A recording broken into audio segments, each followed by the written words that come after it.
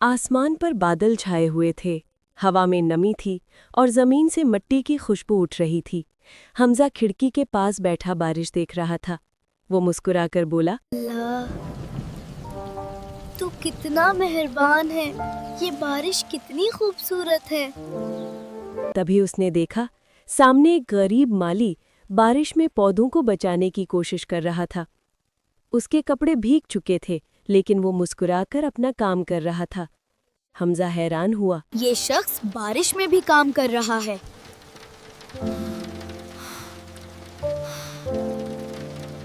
वो दौड़ा और बाहर गया।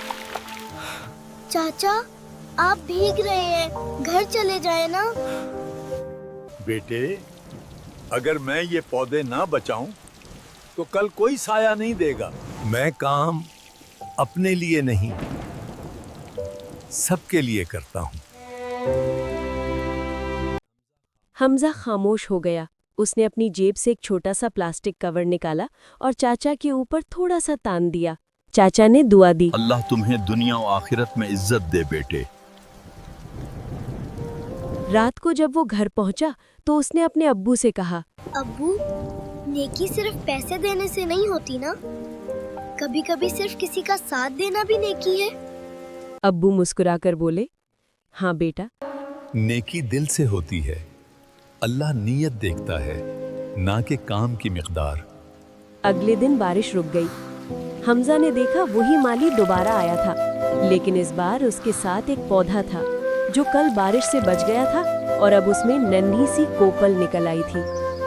बेटे, ये पौधा तुम्हारे लिए है। ये उस दिन तुम्हारी मदद की निशानी है।